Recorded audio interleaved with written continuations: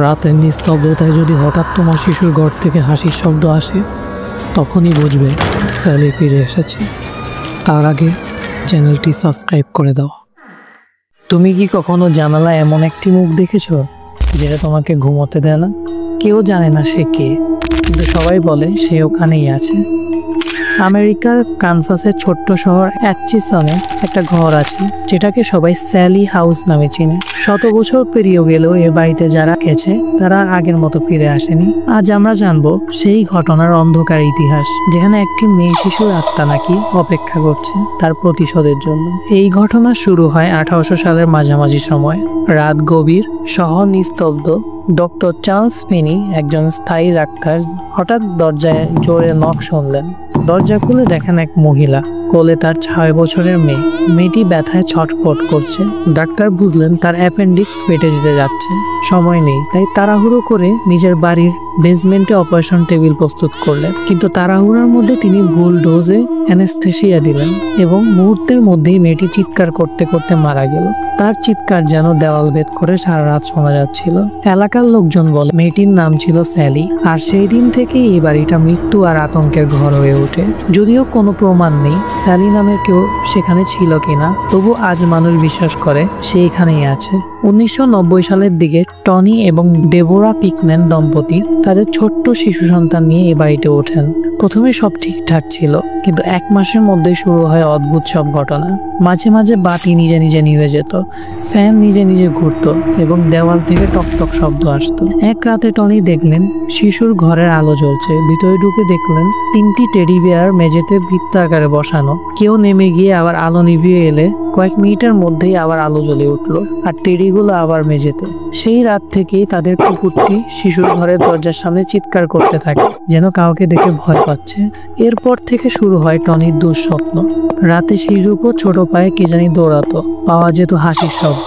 আর একদিন সে অনুভব করলো কে যেন শরীরের ভেতর দিয়ে হাওয়া হয়ে গেল। তার কিছুদিন পর এক রাতে সে উঠে বলে সে আমার। ডেবোরা ভাবে স্বপ্ন দেখছে, কিন্তু পরদিন সকালে দেওয়ালে একটি ছবি উল্টে ঝুলছে। ক্যান্ডেল গলে গেছে আর মোমের উপর ছোট্ট হাতের ছাপ। বাড়িটাতে মাঝে মাঝে আগুন ধরে যেত, কখনো পুতুলের গায়ে, কখনো দেওয়ালের কোণে। একদিন অতিথির সামনে সিঁড়িতে রাখা একটি পুতুল আগুনে পড়ে গেল, কিন্তু আশ্চর্যের বিষয় আগুনটা যেন ভিতর থেকে লেগেছিল। সেই ঘটনাগুলোর ভিডিও পরে স্লাইটনিং নামে এক টিভি টিম ধারণ করে। তারা নিজের চোখে দেখেছিল টনির শরীরে আঁচড়ের দাগ হঠাৎ তৈরি হচ্ছে। একবার দেখা যায় টনির বুকের উপর MC লেখা দাগ ফুটে উঠেছে, যা মাইকেল সি ফিনি নামের বাড়ির প্রথম মালিকের নামের সঙ্গে মিলে যায়। রাত্রে টনি বিছানায় শুয়ে শুনতো দেওয়ালের ভেতর থেকে ফিস ফিস শব্দ। এক রাতে জানালার পাশে অন্ধকার ছায়া ধীরে ধীরে মানব আঁকা। এক বৃদ্ধ মহিলা, কালো পোশাক, সে তার হাত বাড়িয়ে টনির গলা চেপে ধরার চেষ্টা করে। হঠাৎ ঘরের সব জিনিসপত্র কেঁপে ওঠে, দরজার শব্দ, আর তারপর মহিলা অদৃশ্য হয়ে যায়। এরপর টনি দেখতে শুরু করে ছোট মেয়ে পুরনো সাদা জামা পরে বেসমেন্টের দরজার সামনে দাঁড়িয়ে আছে। সেই মেয়েটির চোখের দিকে তাকিয়ে বুঝতে পারে ও মানুষ নয়। ডেবোরা ভাবে হয়তো মেয়েটি শিশুটিকে রক্ষা করতে চায়, কিন্তু টনির মনে হচ্ছিল এই উপস্থিতির মধ্যে ভয়ঙ্কর কিছু আছে। দিনের পর দিন টনি যেন অন্য মানুষ হয়ে যাচ্ছিল। সে শুনতে পেত কানে কানে কেউ বলছে তাকে মেরে ফেলবে। তার মনে ছিল ঘৃণার, রাগ আর ভয়। একদিন সকালে সে ঘুম থেকে উঠে দেখে তার পোষা বিড়ালটি রান্নাঘরে টেবিলে পড়ে আছে মৃত অবস্থায়। সে নিজে বিশ্বাস করতে পারছিল না এটি কিভাবে হলো। এরপর থেকে তাদের জীবন নরকে পরিণত হয়। একদিন টনিকে কেউ সিঁড়ির রেলিং এর উপর থেকে ঠেলে দেয়। সে প্রায় পড়ে যাচ্ছিল। তখন ডেবোরা বুঝলো এ বাড়িতে আর থাকা যাবে না। তারা 3 সপ্তাহের মধ্যে ঘর ছেড়ে চলে যায়, কিন্তু তারপরও সেই বাড়িতে যারা থেকেছে সবাই ভয়ঙ্কর অভিজ্ঞতার কথা বলছে। বেসমেন্টের দেওয়ালে নাকি আজও অদ্ভুত চিহ্ন, নাম ও পেন্টাগ্রাম আঁকা আছে।